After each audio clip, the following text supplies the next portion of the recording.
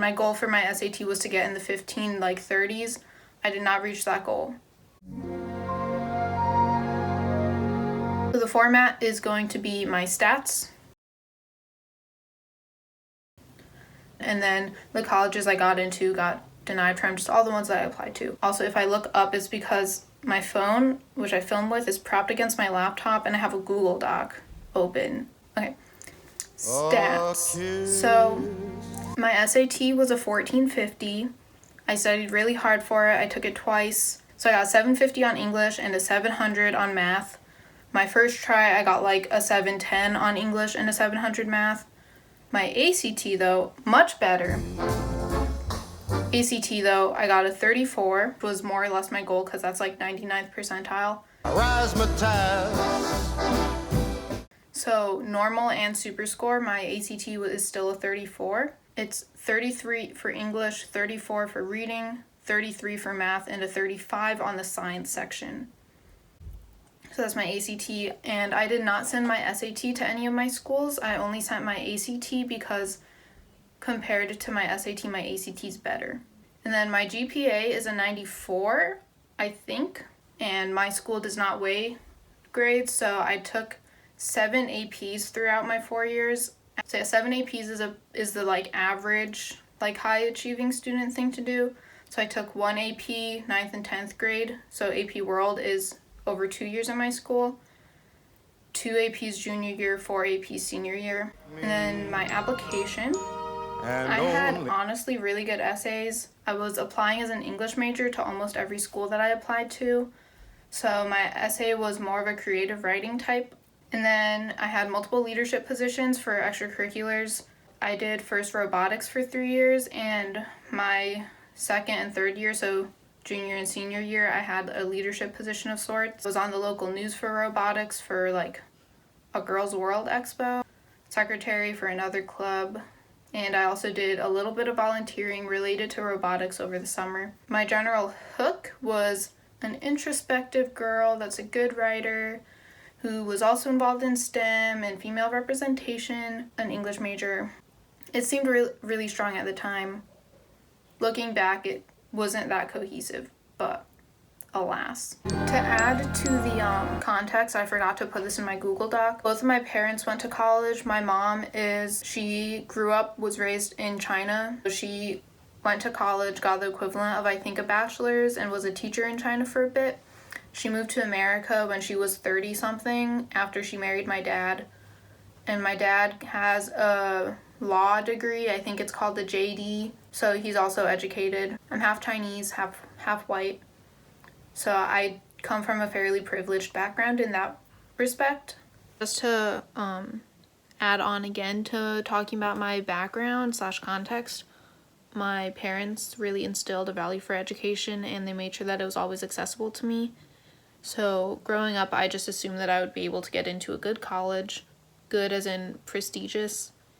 So while I wasn't raised thinking that I would go to Harvard, I definitely wasn't I was never concerned about not being able to afford college. Now, I did get extremely generous financial aid, and we do need that financial aid, but I've known that my parents will make it work, and they're also paying for me to go to college, they're paying the tuition. At least for my first couple years of college, I'm the one that's taking on the loans, but we're just taking on the federal loans. So yes, very privileged, and I grew up knowing that I'm going to college, not even questioning it, and I'm extremely thankful for it. Okay. Now, the colleges. So the ones that I applied to, in no particular order: Tufts, Case Western Reserve University, Boston College, Bard College, Harvard, Wesleyan, Northeastern, Claremont McKenna, Franklin and Marshall, Middlebury, and Rochester Institute of Technology. I did not get into Tufts. It was my reach school. It was my dream school, but I thought I could get in because I wrote really good supplementals and I thought my test scores were okay, but alas, I did not. I also applied to Harvard just because I just felt like I had to apply to an Ivy. Did not get in. Claremont McKenna, I kind of wanted to go to California for college. I also needed another reach just in how I was choosing my colleges. I felt like I needed another reach, and Claremont McKenna for me is a reach school.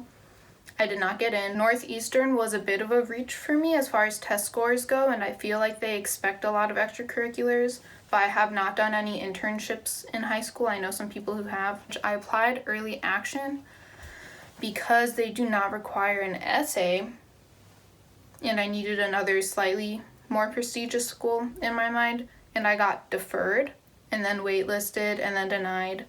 Franklin and Marshall, I applied normal.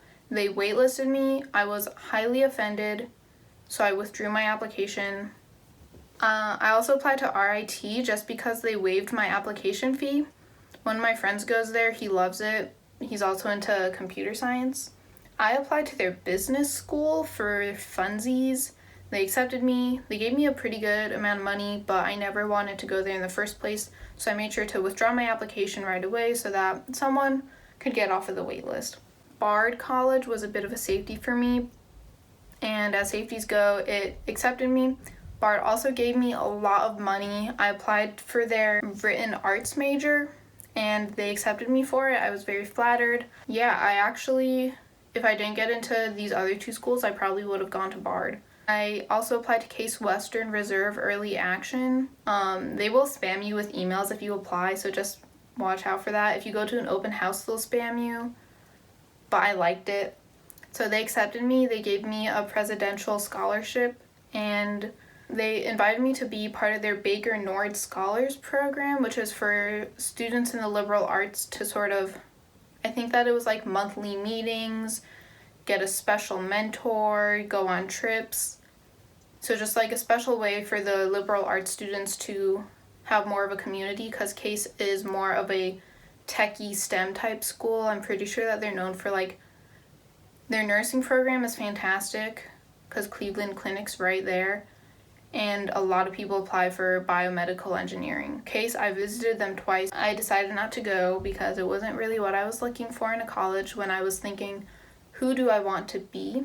And then Boston College, I am going to Boston College in the fall. They accepted me early action, and they were a safe match for me. I applied to the Lynch School of Education and Human Development. I actually did not want to go to BC because both my sisters, but then I went to their Admitted Eagles Day, and their presentation, especially about Lynch, the School of Education, really just spoke to me. I'm a secondary education major, double majoring in English, hopefully going to get a minor in leadership in higher education and community settings is what I believe it's called. So 34 ACT, pretty great application in my opinion. Not that strong of a hook though. Got into Case Western, Boston College, Bard, and RIT. Got waitlisted from 3 schools, got rejected from the rest. And I'm very happy with where I'm ending up. I actually move in less than a week. Okay, thank you. I hope that this is helpful to those of you who are embarking on college applications soon. And if you're starting college in the fall, congrats. I hope that you're happy. Let me know where you're going because I'm very nosy when it comes to college. Okay, have a nice day.